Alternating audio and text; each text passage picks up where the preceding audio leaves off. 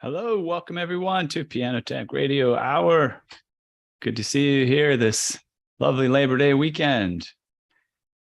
It's bright and sunny here in Chicago area where I am right now, and excited for a little barbecuing later in the day and hopefully some time to relax on Monday as well. We'll see if I can let myself do that. It's good to see you all here. I'm going to let people get rolling in, but I'm going to launch this. We have a pre-recorded session coming in today. Actually, is coming, though just pre-recorded. My 4-year-old, if you can hear him in the background, wants some water. But yeah, today's session is a pre-recorded from Wednesday, where I interviewed my friend Andrew Ingrafett, who is a piano teacher in. He's been quite successful at it, having as much as, I think he says, 17 different teachers at the same time working in his school for him. So I'll be letting people in here in the next few minutes, but I'll get this video rolling pretty quick because we went slightly over the hour because the conversation was really rolling and it was really cool. So yeah, let me get that rolling and we'll check back in before we sign off. But yeah, thanks everyone for joining and I hope you enjoy the conversation and feel free to put your comments in the chat.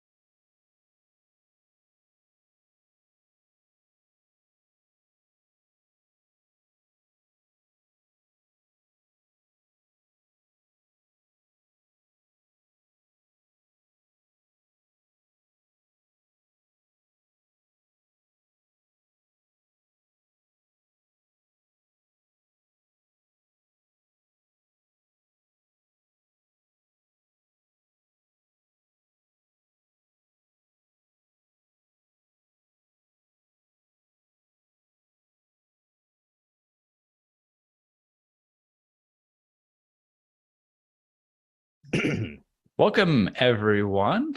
Good to have you here this week. Today, we're going to do a special pre-recorded session of Piano Tech Radio Hour. Just a few days pre-recorded, though. Our guest today has busy Saturday, so he couldn't join us live, but I really wanted to have him on the session and introduce you to him. He's a longtime friend and collaborator, and I think he'll have some interesting things to share about the piano industry. But before I introduce him, I'll kind of do our typical intro. We'll intro him and then we'll get started. So welcome to Piano Tech Radio Hour. We gather here every Saturday to meet with and learn from the most fascinating and knowledgeable folks in the piano world, including manufacturers, rebuilders, musicians, makers of other instruments, and of course, piano techs. Our mutual goal is to become better at our craft, helping each other, and to create an ever more musical world together. Piano Tech Radio Hour is brought to you by Piano Technicians Masterclasses. It's an online learning resource that brings you cutting-edge instruction from piano industry masters without leaving your home. And you can find out more at pianotechniciansmasterclass.com. And I'll also just up front here mention that we are doing a official masterclass, like a paid session we're going to prepare for extensively as we do, with a guy named Joe Jackson out of St. Louis, Missouri. A really wonderful guy who's basically built his piano business from, just that solo road warrior out to an operation. I think he's got like over 10 employees now. He's doing moving and rebuilding and you name it, he does it in the piano industry. And because he's, scaled his piano business so well and been through the hardships and struggles it takes to get there, we're going to do a class where he talks about scaling up in the piano industry. And so that's going to be really fun. And you can actually apply. We'll put a form link into the chat here today.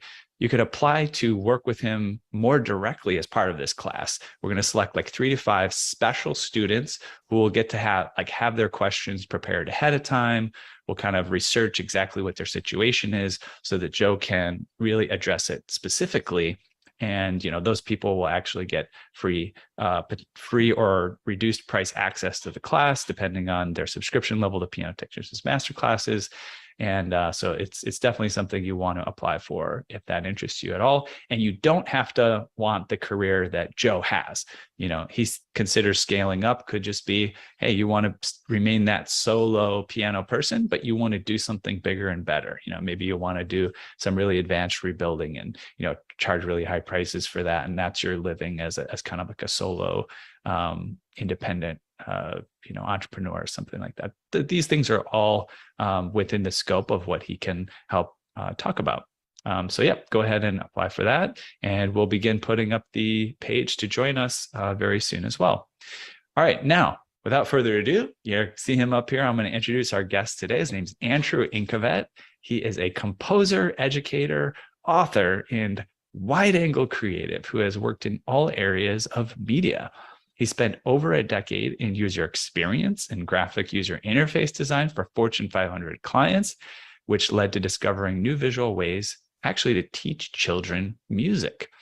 Currently, Andrew is the founder and director of a thriving music school, Park Slope Music Lessons in Brooklyn, New York. And in fact, that's how I know Andrew, because we've worked together with my piano tuning company in New York City as well. Andrew is also the creator of Musicolor Method. You can look it up online. It's a growing and popular way to teach children and adults, I suppose, if you like, but it's a new curriculum which uses color to convey information to young students. Andrew is an award-winning composer for film, theater, and advertising. And this is a fun fact. He was one of the first VJs for MTV Asia. So he's got a really rich history in the music, entertainment scene. So Andrew, welcome to Piano Tech Radio Hour. It's really great to have you here. Thanks, Ethan. That's so nice. Yeah. I read a lot of introductions as part of what I do.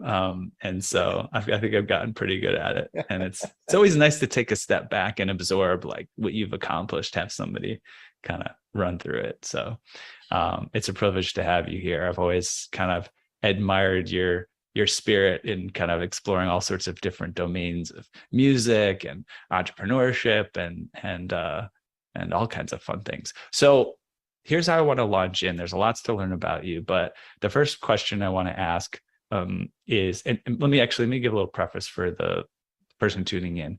When I bring someone on like Andrew, he's in the piano industry, and I want to take the perspective of here's another piece of the puzzle. And piano technicians should really know about every piece of the puzzle because they can collaborate with people like you. They can learn what it's like to be used so they can serve you better. There's all sorts of different reasons that your angle is so important for all of us to know. So my first question is, let's talk about like your relationship to pianos historically. Like, how did you come across the instrument? How did you go into digital versus acoustic and things like that? What's your history with pianos? So I think my first experience with piano was my mom, my Korean mom, my Thai Chinese dad, who doesn't play an instrument, but my mom was very musical, and she just decided we're late to this whole game of we should have bought you a piano when you were little. I was already around, I think 12 or something, and all of a sudden a piano, a Yamaha upright, appears in our living room, and it's beautiful. And so then she starts playing a little bit. She is kind of self-taught, and I think she got me a teacher to come once, but it was like I wasn't having it. I was really not that into it. And what I was already playing saxophone in band since 4th grade. I had tried guitar at 5 years old, but it was too early and I didn't know what I was doing. It was struggling. And finally I got the rock and roll bug at 14, And I said, oh, I gotta play guitar. But I was torturing myself that I thought everyone started when they were 5. So I was like, oh, it's too late. Yeah. So finally somebody showed up at my house and was playing Led Zeppelin on the guitar after 2 months. And I was like, oh my God. So I went down that path, right? Meanwhile, so I'm getting really into guitar. I befriend a teacher at my high school who became a mentor to me, Mr. Andy Blackett, fantastic guy. And he says, I'll teach you music theory. Whereabouts is this, by the way? Because you mentioned your mom was Korean. Yeah. Where did you grow up? Like I what grew up area? in a town called Comac, New York. It's on Long Island. Okay. It's in Suffolk County, about an hour away from New York City. And we were the first Asian family in our neighborhood, actually. Okay. So even all the way back to when you got that first piano, you were living in the New York area, Long Island area. Okay. Yeah. Good to know. And so because I was the child of tiger parents who wanted everything to be like excelling at everything, I was totally loaded up with all honors classes that I could not fit. What I really wanted was music theory. And so I couldn't fit it until the second semester, but then I would miss music theory 1. So this guy, Andy Blackett, says to me, I'll teach that to you. If you come every day after school, we'll do music theory 1 on my own time. I couldn't believe it. This guy was like, what? My mom was like, what? You would do that? So that's when I started. It was all at the piano because there's keyboard elements to it. So I was doing this keyboard harmony, doing basic chorales. And I was like, oh my God, this is a whole different way of thinking about piano when we were doing those lessons. Now I'm thinking about it from the aspect of how is it structured? How is music put together? And I think that's when I started really getting interested in composing, because I could see the structural blocks.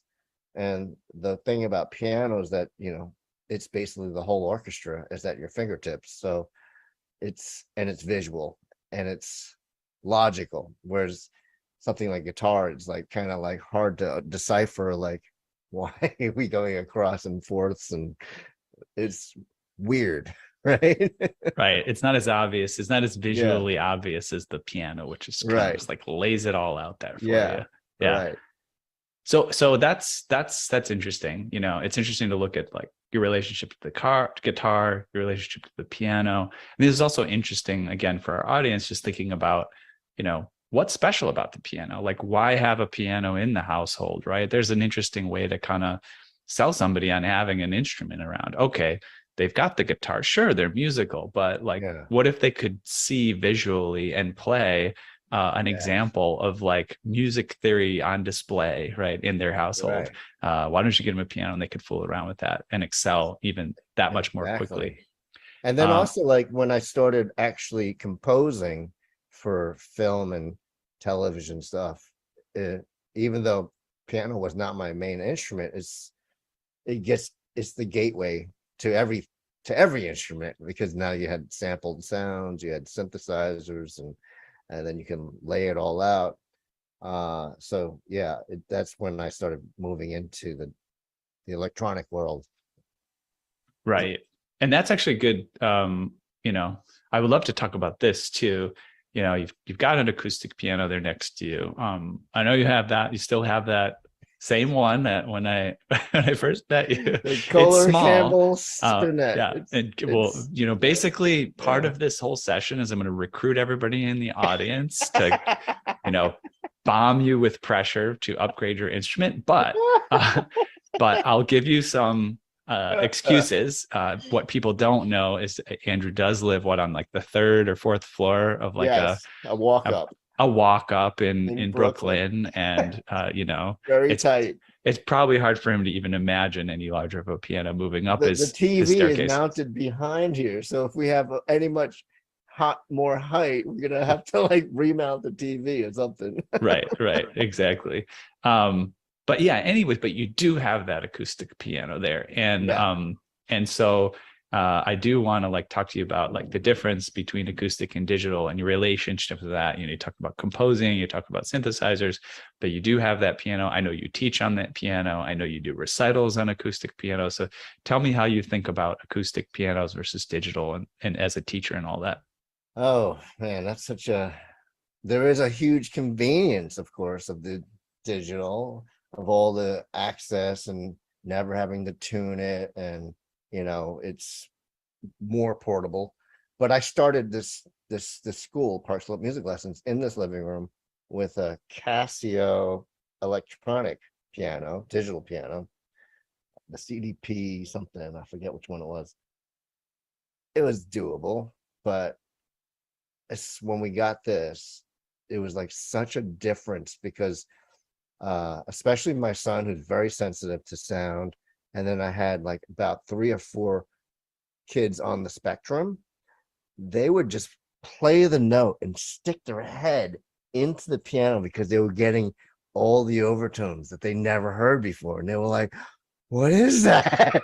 I was like, oh my God, that's amazing. And I experienced that. The biggest impact I experienced that was I was taking some postgraduate composition at Juilliard in the evening division, so you get access to all their choirs, quintets, all these string quartets, whatever. I wrote something for a brass quintet that I had already been doing film scores, but it was always sampled brass. You come in and you get a live brass quintet playing, and all those overtones line up and they just hit you in the chest, and you're like, oh my God, I did not know I was missing this whole spectrum of information, of emotion. And that is here, even though this instrument is not the best example of it, it's prevented me from fully going to like a digital piano, because nowadays you can get a digital piano for about $10,000 that's super close, but it's still missing that whole wealth of sound, right? Right. Yeah. And at that point, it's like, I'm a technologist. I love technology, Yeah. and I think at that point, once you're like going to such extremes to mimic, the sound of the acoustic piano through modeling and digital, whatever, artificial intelligence, machine learning, blah, blah, blah. I'm sure you could apply almost everything, right? At a certain point, it's like, I don't know what, go get the real piano if that's what you're trying to mimic, right? But yeah, those are really good points. Like, I feel like I could clip those out, this is like, why pianos, right? And I think it's useful for us to get even more of that. We're very biased as piano technicians, of course. Right. But to hear it from a different angle, I think that's really useful. Most of my parents, I do these consultations for every new student, and most of them are, we're in Brooklyn. They're all saying, well, we can't get a piano because we got a size and we got a neighbor and all that stuff. I don't know if you remember, I actually, because I got this piano donated to me, all I had to do was pay for the transfer, which actually was a lot, and then the tuning and the rehabilitation of it, because it was way out of tune. It hadn't been tuned in many years. I think this is from 1950, but it was kind of banged up. So I took the liberty to stuff the back of the soundboard with foam, and then I actually drilled in like a panel, so it's muted. This piano is very muted. It's right. It's not anywhere near the brightness that you would get normally, but that's just to appease the neighbors. My son, when he plays it, he always takes out the bottom panel, right, to get some higher end, Yeah, and that's interesting. There's people that will cringe there, Andrew, but I destroyed it. I think it's really useful though. We need to learn to sort of work with our clients and also just understand their situations. I'll just give another quick story of someone else in New York City. This woman lived on like the West Side, nice cool, small, you know, like studio apartment, but probably super expensive, right? Because it's like right in the heart of everything. And she had me to tune the piano, and the story was like her parents had this, they're waiting to give it to her till she had her own place. Finally she got it, she had it moved in, all this stuff. And it was to the point where I tuned the piano, and about 45 minutes into it, the neighbor knocks on the door, and they're like, "What are you doing over here?" You know? And she's like, "I'm getting a piano tuning." She's like, "Well, this is not going to work." She's like, "Well, it's just like a piano tuning, like, it's just for today." And she's like, the neighbor was like livid about the whole experience. And it just so happened that I broke a string during that, a string broke on the piano during that session because it hadn't been tuned in so long. And so we were going through the process of ordering a new string and getting it replaced, and had the string ordered, and was like scheduling something to install it. And she said, "Don't bother. I'm getting rid of the piano. Like, my neighbors they won't have it. Like, they're just not willing for me. I can't play the thing." Like, and it's just, I don't know, it's useful. It's useful for us to know that we don't always know all the facets of people's lives that are affecting their relationship with the piano, especially in a big city like New York, and tight quarters and all that. So that's interesting. So tell me a little bit about like your process of kind of learning about taking care of pianos. I know you're pretty religious about, getting it tuned, getting it taken care of. And, I know you refer some of your students for piano tunings and things like that. How did you start to learn about how you take care of the instrument? Well, mainly from you guys. Yeah, talking to you and Daniel, and then I guess there was only one time I had to go to somebody else because there was a problem with something was broken, and it was a huge problem to get that part. And somebody else said, "Oh, this guy, he has a whole bunch of dead pianos. He pulls parts for them." So I told him there was I think it was a hammer or something. And he's like, "Which key is it?" He had the specific key. And then when he came, he actually pulled out the whole thing and showed me the whole action. It was wild. And then he replaced that one key from his, spare parts, dead pianos. But so over the years, I've started to realize, like, okay, first of all, you got to keep it tuned, because the further it goes out, the worse everything happens. For a while, I was experimenting with a lower tuning. And, there's all kinds of theories about why is it a 440 and not 433 or something. Over time, it just got to be kind of a pain, because as I was trying to show students stuff, like we would play something from the streaming service, and it's like slightly out of tune from what I had. I was like,